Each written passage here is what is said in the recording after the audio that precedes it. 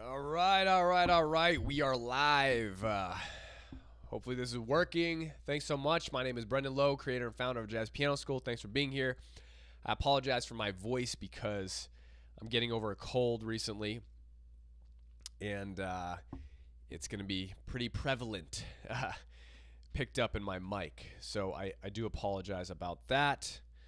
Again, I'm just going to make sure this is working, testing my equipment here. And we'll see. I'm not getting a stream yet, but could be. Oh, there we go. All right. Great. Wow, it was a big delay. Okay. All right, I'm glad we're going well. We're going strong. And we are live. You guys can hear me okay? Fantastic. Really looking forward to my new equipment when I get it because hopefully it should cut down on the delay, I think. But that'll be kind of November when Apple releases some new stuff. But just want to say hi to some people. Got a lot of people here that I know personally. That's awesome. Hey, Scott. Hey, John. Good evening. From London. Franco. Hey, Franco. Fabrizio. Yes, 2 Italians. That's awesome. Alan's here. Good to hear from you, Alan. That's awesome. Tuning in. Keeping up with the studies. Fantastic. Dawn, awesome. Dawn's here. Scott, perfect. Susanna, Mike, cool. All right. If I missed, I don't know, Gerlijde, but I'm gonna answer their question. They had a really good question there, so that's gonna be fun. Lars, hey, good to see you, Lars from Norway. My wife and I are looking to come up to Norway actually in the winter time to do some dog sledding. So if you have any tips, let me know. Gail, hey Gail. All right, so let me get started here. This is probably going to be on the, shorter than usual. Voicings and comping are deep subjects. Don't get me wrong, but they're a little bit more simple. Voicings, it's funny. Viewerson, New Delhi, India. Oh my goodness, that's awesome. Safara from Washington. Cool. Welcome, everyone. Thanks so much for being here. Voicings in general kind of have a stigma. I don't really know what the best word is about it, but they seem uniquely overwhelming, overbearing, like there's like millions of possibilities for voicings. I always thought that. I hear my students say that to me. What do I do with all these there's so many notes on the piano. Like, just look at your piano, right? It's like, man, there's like an infinite amount of voicings. Yes, that is true. But you got to remember, you only have 10 fingers. You only have 10 fingers. So what does that mean? Well, that's going to cut your possibilities down a lot because if you had like 20 fingers, think about how many voicings you'd have then, right? So I can only play 10 notes at a time. Am I ever playing 10 notes at a time? Almost never. Okay? Someone from Nigeria. That's awesome. So great to have a worldly audience happening right now. But I almost never play 10 finger stuff. If I do, it would probably be for more creative sounds. Right? Maybe like a nice, like this is beautiful. Or let me,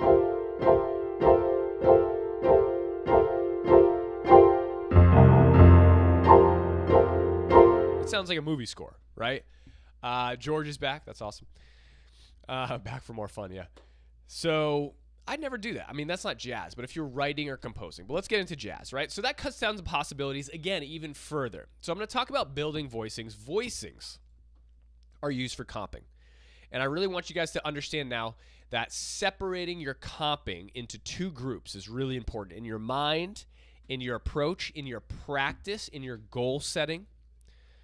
Okay? Separating your 2 styles of comping. Now, I'm going to ask you guys, do you know what the 2 styles of comping are? That's a very nebulous question, I know. But there's really 2 separate ways. And this actually holds very, very, very, very true for all things for all things jazz piano. You should really kind of start to break down your categories from a hierarchy standpoint between solo piano and group. Solo piano and group. Solo piano and group.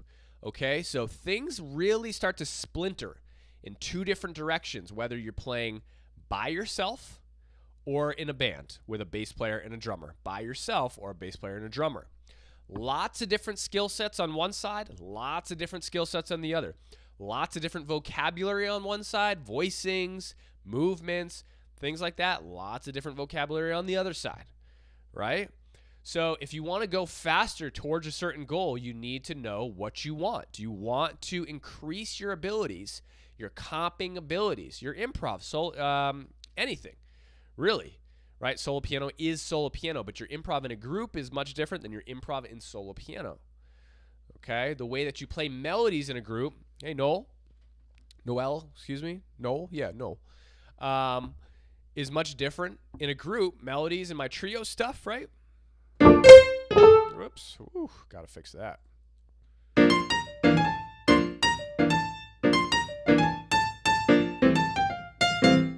Right? That would be my trio style of Honeysuckle Rose, right? That's what I'd play in the trio.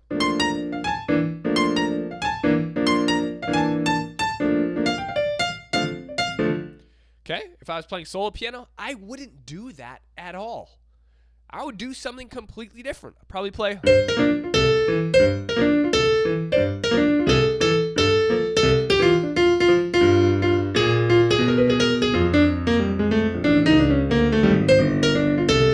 Right? Completely different styles. Now, the same thing holds true for comping and improv, the other two goals that we're talking about. So let's get into comping now. I'm going to talk about voicings because we utilize voicings first in comping, right? Comping is all about, hey, Bruce, comping is all about mainly voicings and structuring your voicings on the piano. So let's talk about, did I say group? Let's talk about group comping first. Okay, group comping first. Now we have the melody up here. Let's see for Honeysuckle Rose. A lot of the times you're not going to want to interfere with the melody. So what's the simplest option is to comp below the melody. Below the melody. Okay, I call this zone 1, the low end of the piano. Now on the low end of the piano, I'm playing rootless voicings and bass notes. Yes, I did say bass notes, right? Now bass notes are great for a really rich low end substance to your sound. Even octaves.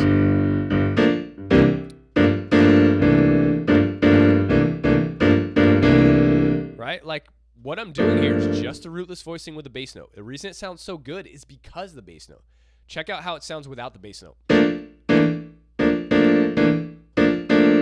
Right? It sounds decent still. I don't have a band with me obviously playing right now, but that added bass note to my harmony is stacking the resonance of the piano to the voicing. Now the bass doesn't sound like a piano. The bass doesn't sound like the piano. So when I play a G on the piano and the bass player plays a G in the same exact octave, those two notes are not the same resonance. They're not the same instruments. They're not vibrating the same. They're different sounding instruments, right? So they can be played together. It's completely okay.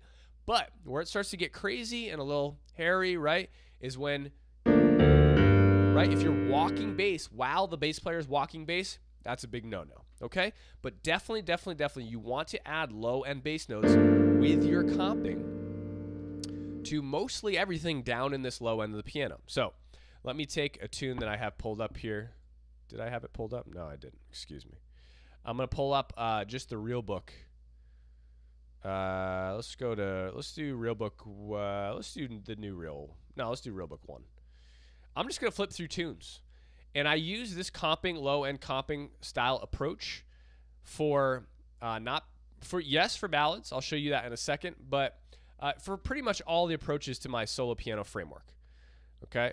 I hate delays. This is bothering me. All I got is ballads here. Okay, perfect. Cherokee. This is going to be great. You know when you go see a show and there's like pause and everyone's just kind of silent and waiting for the music? I hate that. I love things to flow smoothly like water, like ice. All right, enough of that. Here we go. So this is going to be Cherokee.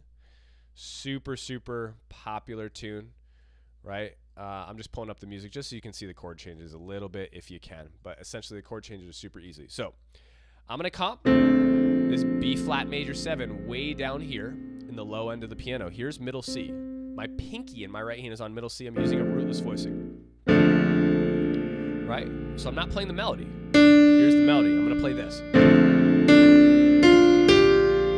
Now here's my melody. I'm going to go to, here's my rootless voicing with bass note. I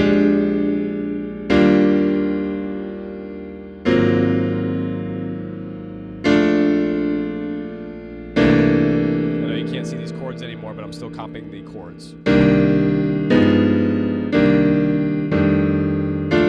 moved up a little bit.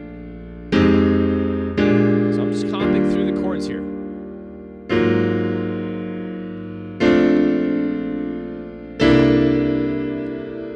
Bit high here for this method. That's okay. I'm going to talk to you about some other things, but probably wouldn't go much higher than that utilizing this strategy. Again, the strategy I'm talking about, right hand rootless voicings, left hand bass notes.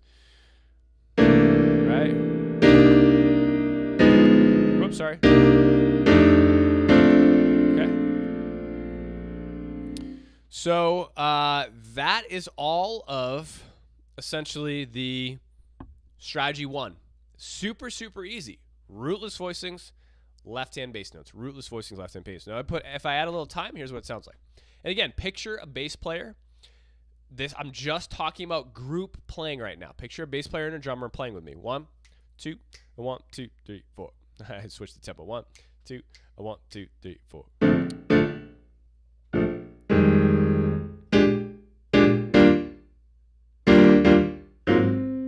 Stupid C.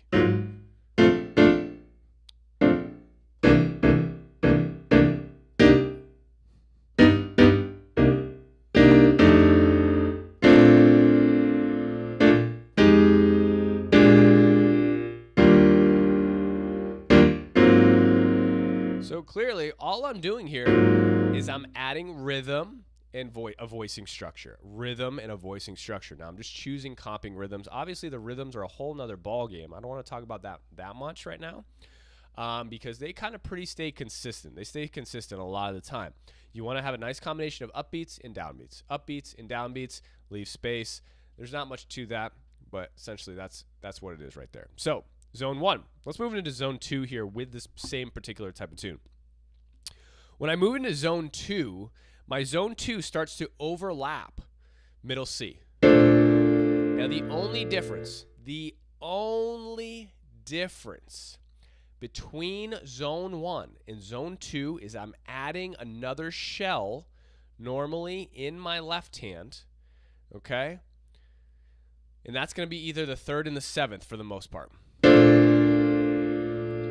Right, so now for the B flat major, I have 1 and 7. I've added one note, just one note. That's it, because I'm adding a little bit more structure, a little bit more harmonic resonance because it's moving up. I can afford to add more notes. For my F minor 7, you hear the difference here? I've added one note. Before I was just playing this. Now I'm adding the 7th.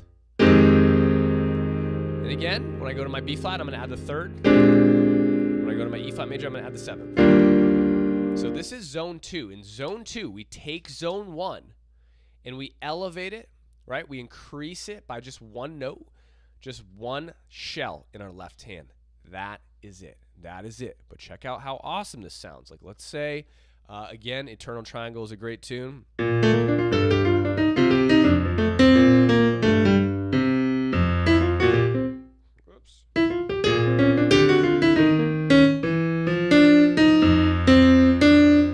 Got to get this C fix. It just keeps sticking on me.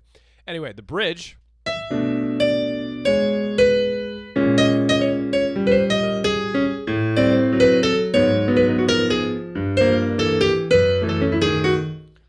Is that. So this is a beautiful tune that I love to use my Zone 2 on, especially on the bridge.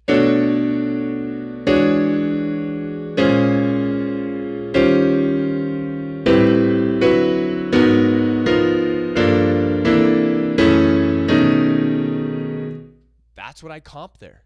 That's exactly what I comp there. Now, are there some more professional tricks I use?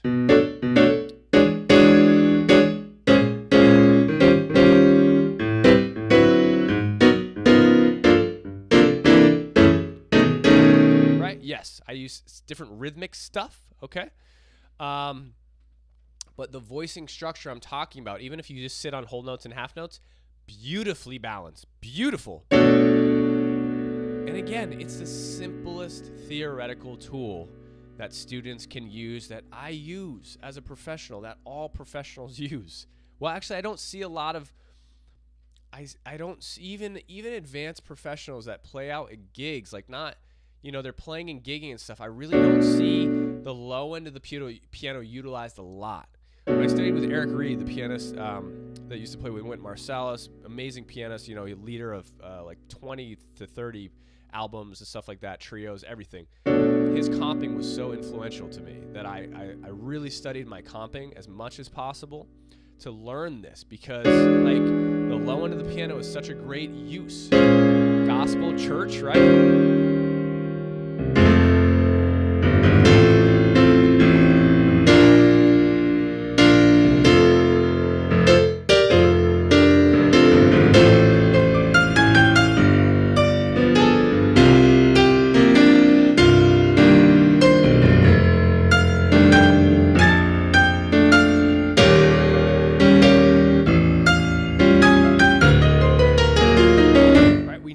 Low end of the piano. Now, obviously, that was solo piano. That was a solo piano thing, right? Anyway, back to this. So our two-hand voicings, 1 and 7, with rootless voicing on top, to 1 and 3. I'll just do left hand. 1 and 7, 1 and 3, 1 and 7, 1 and 3, 1 and 7, 1 and 3, 1 and 7, 1 and 3, 1 and 7. It's just half steps. My right hand's voice leading, rootless voicing, rootless voicing, rootless voicing, rootless, rootless, rootless, rootless, rootless, rootless, rootless.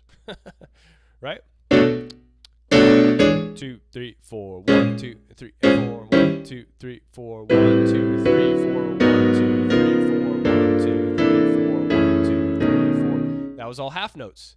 Just playing half notes. It sounds great. So zone 2, that's exactly what zone 2 is. Okay? So, beautiful. Now, there is an overlap in solo piano and comping, because when I play a tune like Eternal Triangle,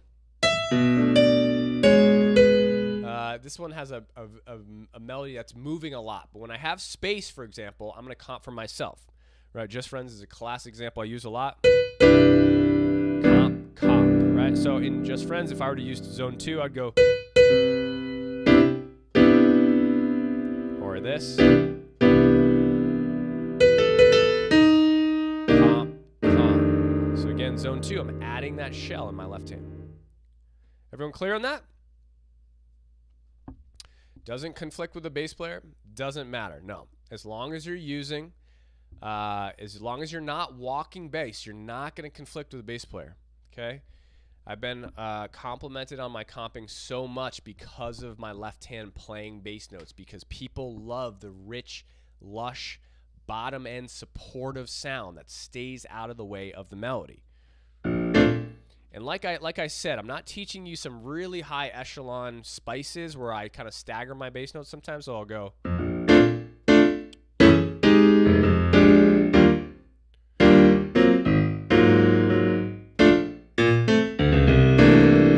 Right? Totally fine. Totally fine. Okay. I'll have a trio album coming out within the year. I'll probably have some guests on there, trumpet, stuff like that. You guys can check out my comping. Listen to how I utilize the low end of the piano. There's a great vocal accompaniment specialty course in Jazz Piano School, right? You can check that out as well. By the way, my live programs are starting up next week. If you guys are interested, go to jazzpianoschool.com/group, accelerator program, and my mastermind, my 9-month mastermind, 3-month accelerator program. A lot of you guys in here are actually taking it already, which is awesome. Some of you have taken it in the past, but if you are new, go check that out, because they are the cream of the crop. Amazing results from the students. Zone 1 and Zone 2 we've covered. Okay, let's get into zone 3. Zone 3. Zone 3 gets into the classic comping sound that most students know in their ear, that they hear, and that they want to be able to play. Okay?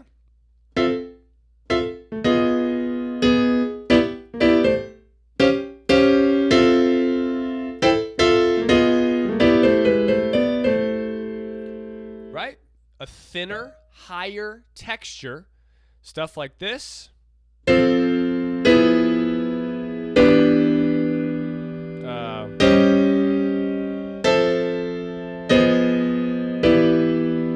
Right? Very high up.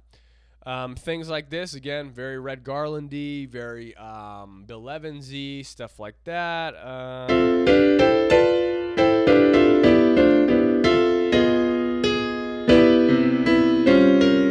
Okay, this is zone 3. Now, zone 3, again, if I have to kind of display the register here, it's about this F to this G here. We're moving past, way past middle C. We're getting up into like this higher register here. This is where a lot of advanced stuff happens.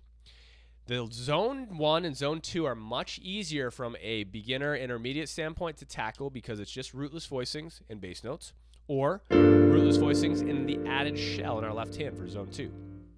Zone 3 gets into drop 2 voicings.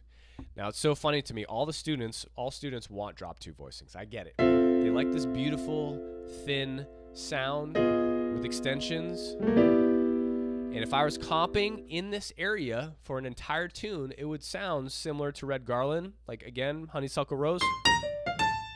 I'm not going to play the melody. I'm just going to comp.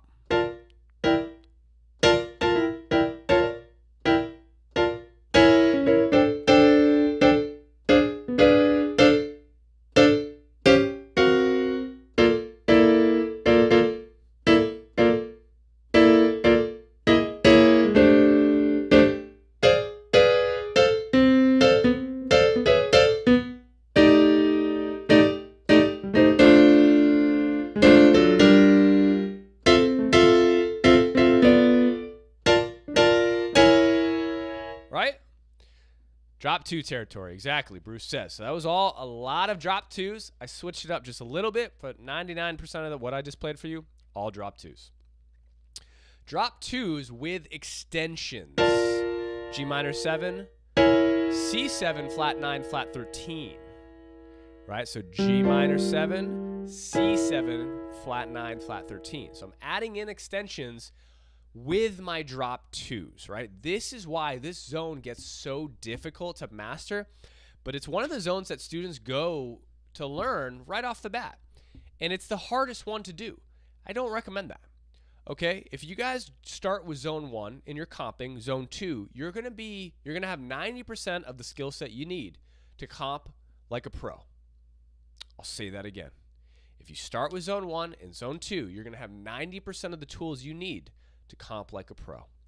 Okay, zone 3 is a very small, minute situation where you're playing in a trio, right? Where you're creating a very unique sound. Now, if I were to comp all drop 2s, which I never do, like that's a very specific skill set. I mean, even Red, like when he's comping, he's moving about too. But there are times where he really stays there. It's rare that you're staying in one zone the entire time you're comping, right? So I'd really encourage you to go zone 1, zone 2, and zone 3, right? Or maybe zone 1, zone 2, zone 4. I haven't even talked about that yet, but save zone 3 for last. Let me grab some water. My throat's getting a little dry here. So I'm not going to explain drop 2s to you.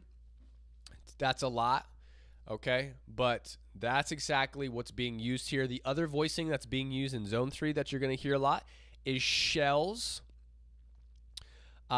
with maybe an upper structure. Like if I play a G7, I might play 3 and 7. And then, let me see, like a E flat triad, right? Maybe an E major triad, right? So you can hear this bass note. Right? So shells and then an upper structure triad. That's another example of what starts to happen here. Now, this is not a drop 2 because I'm doubling the third here, right? If I wanted to make it a drop 2, I would leave out that. Okay. Zone 4. Zone 4 is going to be very easy as well. What does it take on? What quality? Rootless voicings, octaves within the key. Okay. So let me stick with honeysuckle rose maybe.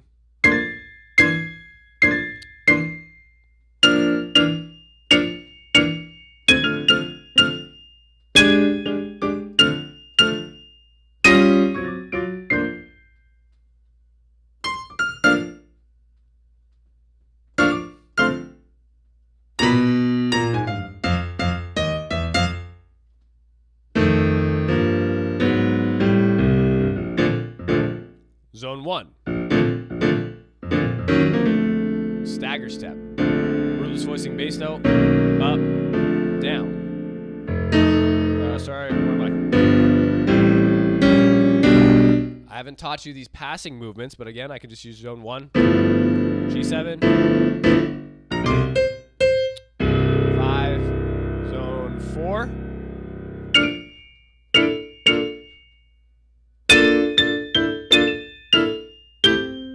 Okay, so what I'm doing here, left hand rootless voicings.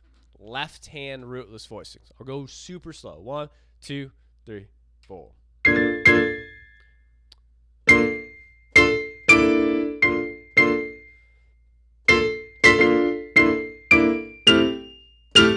Okay, right hand octaves, any note within the mode, any note within the scale. Another example of why you need to learn your scales and modes so that you can do stuff like this. Because if you play some notes outside the scale, it might sound like this. Super random, doesn't sound good, right? So I want to try to stick within a center thing. No problem, Fabrizio. Until next time. So that's zone 4, okay? I use all of these to comp. You know, and again, I'm still just talking about trio. I'm just talking about trio. So if I'm playing with a trio, and again, it wouldn't just be trio because I'm comping for a melody. Like someone is playing the melody, whether it's an instrument, whether it's a vocalist. I'm using all of these zones to comp all at once. Let's say we take something, let's stay with Cherokee, I guess. Again, I'll comp through this. I know I'm not going to be able to scroll the page for you, but let's see how this might sound. Okay, 1. We'll go a little. I don't want to take it that fast because you guys won't be able to understand what I'm doing. 1, 2, 1, 2, 3, 4. Zone 1. See if you can sing the melody in your head.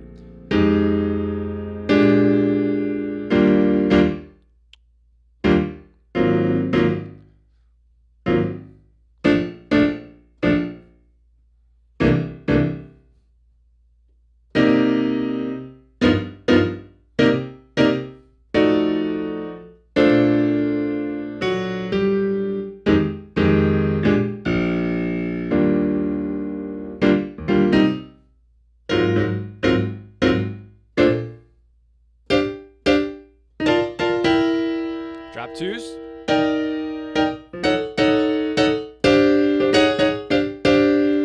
Zone 2.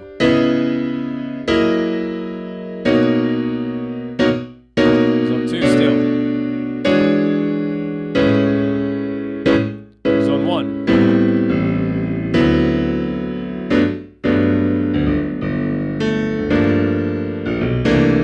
Zone 2. Zone 4.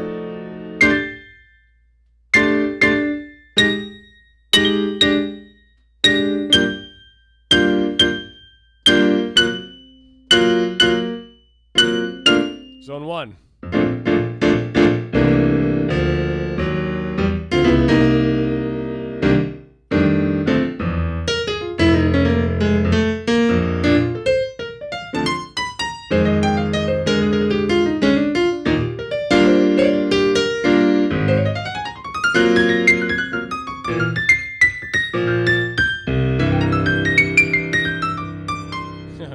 I haven't played this piece in forever. Sorry, I just want to do a little improv there.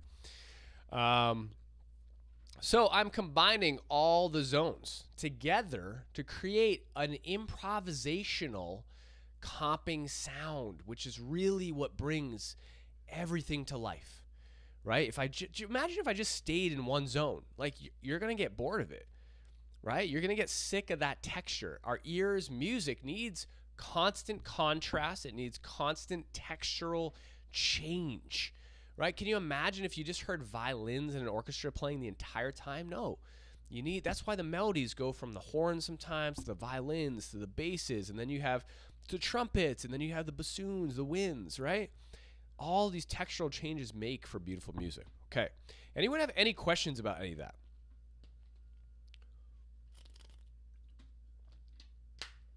Okay. Pretty self-explanatory, right? So let's talk about the tools you need super fast. Zone 1, Zone 2, and Zone 3. What needs to be learned in order to utilize those zones effectively? What needs to be learned? What tool? What voicing? Your rootless voicings. Your rootless voicings, right? If you can play your rootless voicings, then you can utilize all 4 of those zones, okay? Let's talk about solo piano. In Zone 3, obviously, your drop 2s are a very advanced voicing, and especially with the extension movement, right? You can practice your drop 2s with just your regular rootless voicings through your circle. But eventually, to really elevate those to the highest level of professional playing, you're going to need to be able to play your drop 2s with different extensions, right?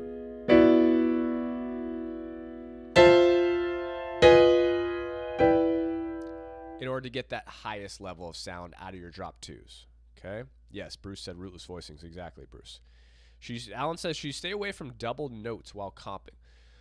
So, Alan, good question, right? In Zone 2, you are going to double the 7. That's completely okay.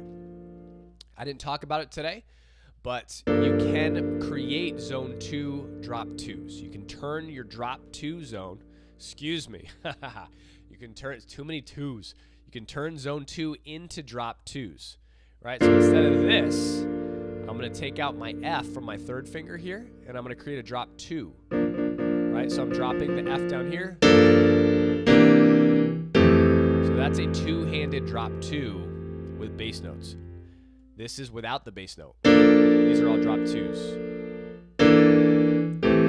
With the bass note, stupid C. It's killing me. Killing me, Smalls. Right? So it is completely okay to double the note, but there's other ways to do it as well. Doubling's great. I double all the time. I'll double 2, 3 different things. Like I might do this. I'm doubling a whole bunch of stuff, right? It's a texture. It's not like a do this or do that. It's like if you want that texture of double, a thick texture, your double is going to give you a lot of cool stuff. If you want a thinner, spread out texture, that's what you're going to not double, right? Okay. That is the trio. That's the end of my trio segment here on the live stream. I'm going to go to solo piano next. So solo piano, remember how I started off the live stream with saying 2 groups, 2 mental mindsets. Trio, holds true for everything, right? Trio or solo piano. And I don't just mean solo piano. I mean solo piano accompaniment is much, much different because you don't have a bass player, you don't have a drummer. You're accountable for everything. So if I was to comp through Cherokee in a solo piano manner, but like if it's just me accompanying a singer, let's say, or it's just me accompanying an instrumentalist, here's what it might sound like. We'll do it medium again. 1, 2, 1, 2, 1, 2, 3, 4.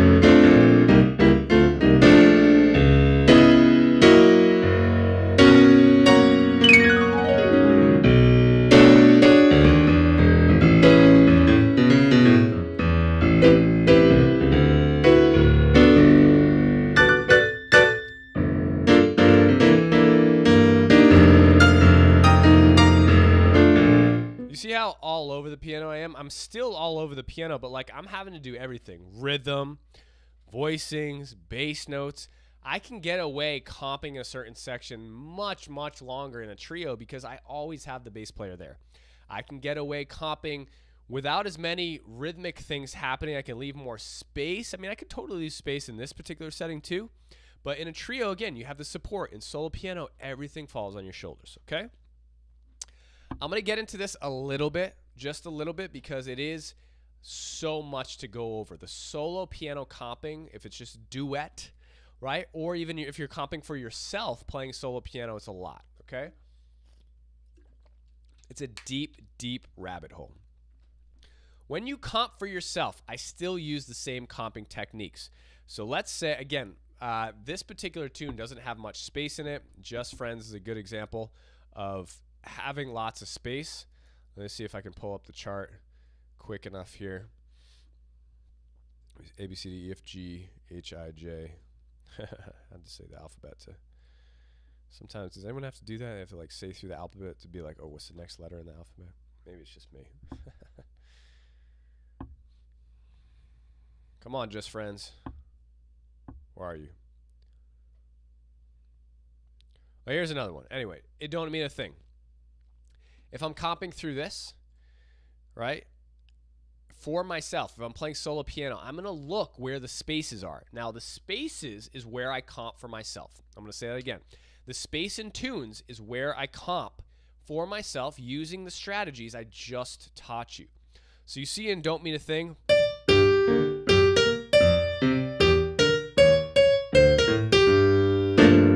so right there on that G, when I get to that whole note, ding, ding, ding, ding, ding, ding, ding. Yep. Okay, so thank God. Scott says, yes, I do that all the time with the alphabet. I thought I was the only one, okay? But if I'm like trying to find a letter, I'm like A, B, C, D, F, G. Okay, L is, yeah, okay. On this G, I know I have to comp there. That's a great opportunity in solo piano for me to comp when melody notes are whole notes. Right? Obviously the melody is moving by pretty fast here, so I'm not doing much comping for myself. I'm just playing the melody, maybe a little stride. I don't have to play that much. I can just go.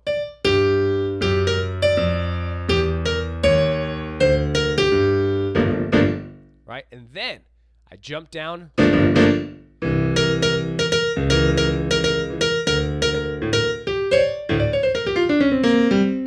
Right? I jump down to comp for myself in that spot. Then I go back to the melody. Right? With my accompaniment in my left hand. Now, if you went over the solo piano framework, you know kind of what I'm doing at this tempo based on the 3 strategies I taught to play through this tune. I'm doing certain strategies and methods to accompany myself, right? But in those gaps, you better know I'm jumping down to comp for myself. Now, what zone did I use to comp in this area?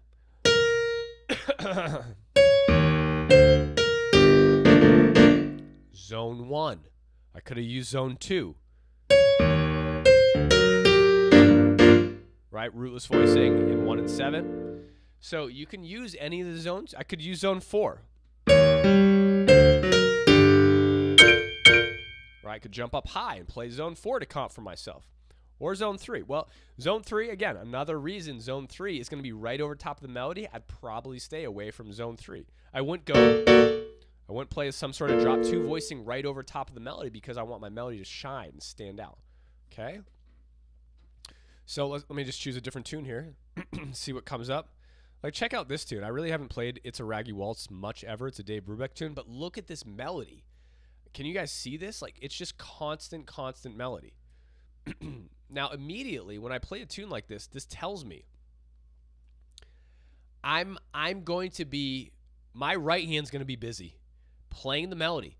So my left hand has to do a lot of support. I'm not going to have much time to get strictly comping zones in that I've just taught you.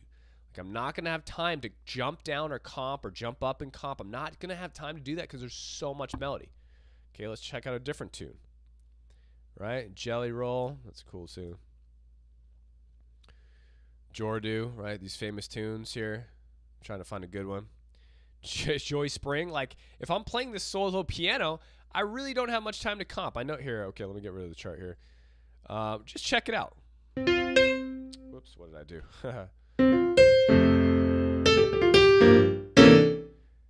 I like there's barely any time.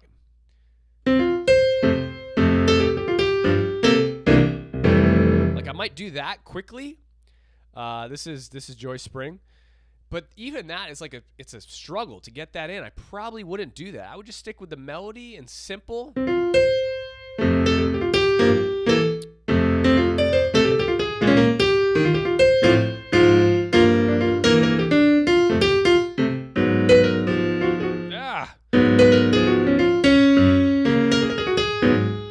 Right? So I'm really not jumping down to comp because the melody's so busy. I really want to find a tune, though, that can demonstrate this. When you have, here it is, Just Friends. So you will encounter these. I don't know, for whatever reason, we went through a string of tunes that was just melody, melody, melody, melody, melody with no space, right? Just so much melody. Check out Just Friends. It's my prime go-to example for these comping strategies. You have these long whole notes tied to half notes. Whole notes tied to half notes. These are my prime areas where I'm going to go just friends, comp, comp. I can comp in all areas, right? And do fills. I could do comping here.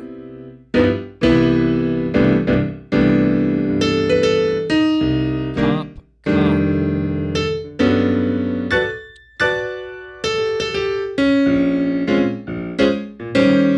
I'm using all the zones, right, for my comping because the melody is permitting me to do that.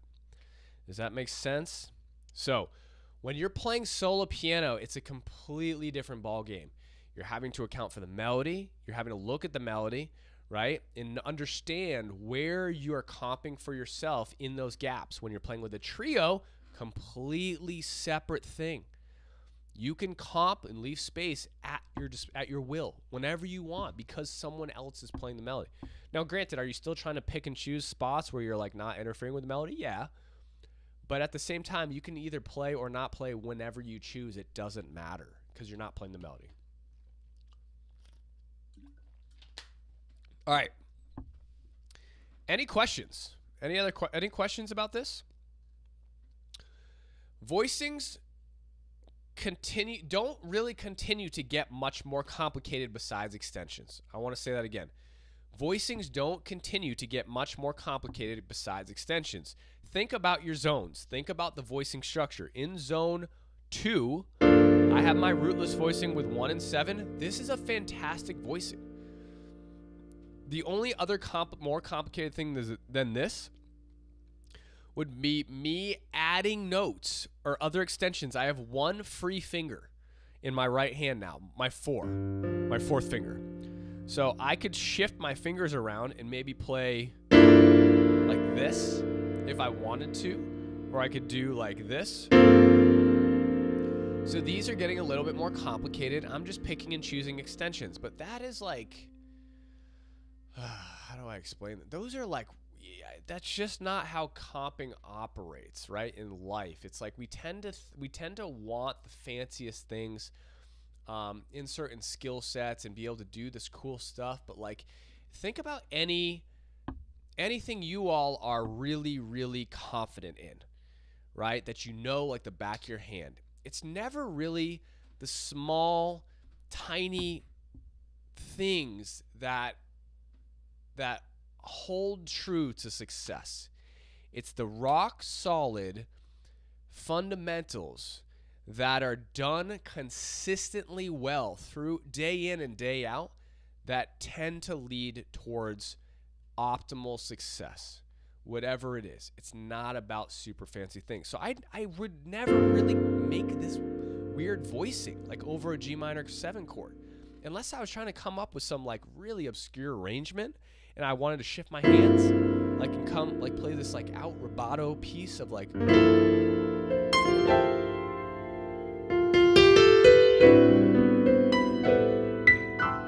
Okay, I understand. Students want to learn how to do this, right? I'm just like making stuff up on the spot. So I'm going G minor 7. I'm just throwing in notes from the scale with lots of random extensions. I'm not even thinking about notes anymore. I'm thinking about textures, right?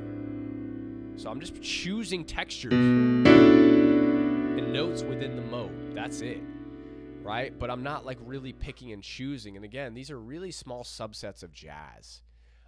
Bill Evans doesn't really do that stuff. These are like kind of intro, like even he has a system. McCoy, Chick, Herbie, like all these guys. Keith, right? Super simple stuff. And you analyze their transcriptions. It's all about like really solid fundamentals done in an expressive musical way. All right, get off my soapbox here. So to wrap up, I'm going to talk about vocal accompaniment. Yeah, the simpler I get, Scott says, the better I get at it, and the better it sounds, and then extensions and fancy, etc. And then in the extensions and colors mean so much more when you have those solid fundamentals, and when you throw one extension in, right, that you are intentional about and purposeful, it makes it really, really shine. Instead of kind of just like haphazardly throwing in a bunch of stuff, it doesn't, they lose the meaning. They lose the gravity, right, of the music. When I comp for a vocalist, if you're a member of Jazz Piano School, and Bruce says, yeah, comping's about rhythm too and textures, right? Good rhythm is really, really important, right? I comp with shells all the time.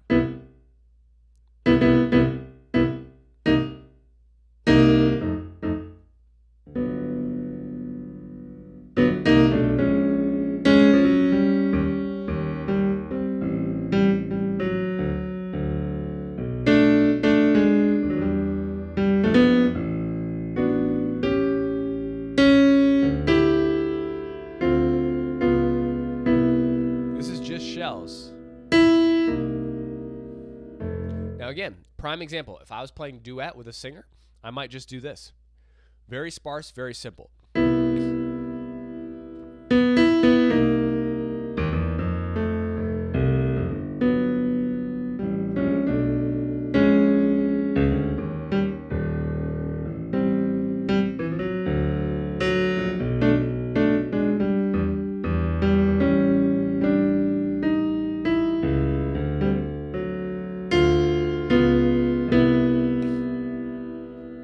Right? So just comping, sorry guys, with the shells is a beautiful way to do it. Now, clearly you can start to see that I'm using more rhythms. Oh boy. So sorry. This cold is clearly still here. I'm using more rhythms with my left hand, like movements, rhythms.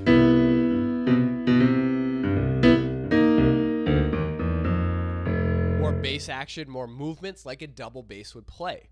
And this is why accompanying a vocalist or an instrumentalist, just you and them, is so much more difficult because it has to be more interactive.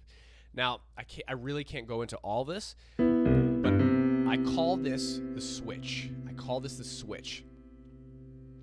And if you're interested in learning how to do this, there's a fantastic specialty course in Jazz Piano School called the Vocal Accompaniment Mastery Course. Okay? Or if you want to learn from me how to do this, take one of my live programs, Mastermind or Accelerator program, jazzpianoschool.com/group. They start next week. I'm switching the active role in this. So when my right hand's holding, my left hand's doing something active. When my left hand's holding, my right hand's doing something active. By active, I mean like a movement, a rhythm. So check it out. I'm going to go super slowly.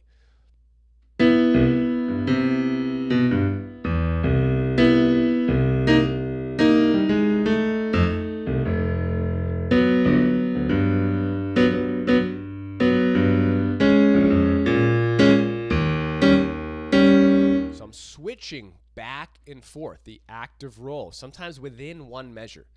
This is a system I created based on my own playing, the way I comp, and that I charted out and created. You won't find this anywhere. I rarely hear people even do this. See you, Safra Charmer.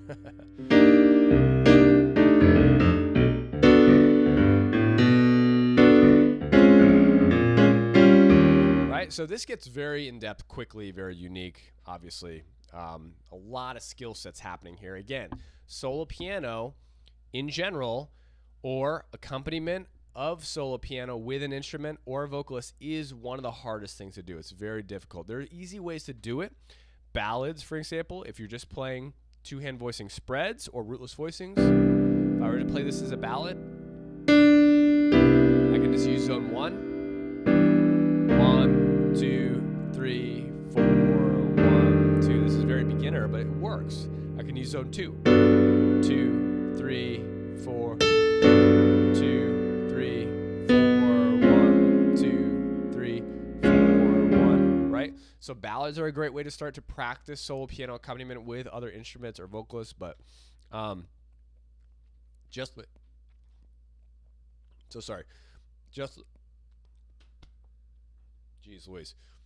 like solo piano, when you go up the framework, medium and fast get significantly harder. Okay. Guys, I'm going to call this because I clearly am struggling. Hope you guys enjoyed that. If you guys have any questions, please let me know. But take it slow. Figure out what you're looking for. If your goal is to comp in a solo piano way because you want to learn solo piano, then you want to work on your zones. You want to work on your zones, right? That's usually what people want, okay? Again, don't forget to check out the live programs because they start next week, jazzpianoschool.com/group. I'll be doing another live stream Thursday. Hopefully I sound better than this. I'm sure I will. But check that out. It's going to be at 11 again, and that's going to be on improv. So with that being said, I hope you guys have a good rest of your day. I'm going to go rest, or I don't even know. Jeez. But enjoy the weather if you have some nice weather around where you are. Thanks so much, guys. Thanks, Lars. See you guys Thursday, hopefully. Scott, thanks. Noel, thanks so much. And yeah, I'm sure Thursday will be a lot smoother. Take care.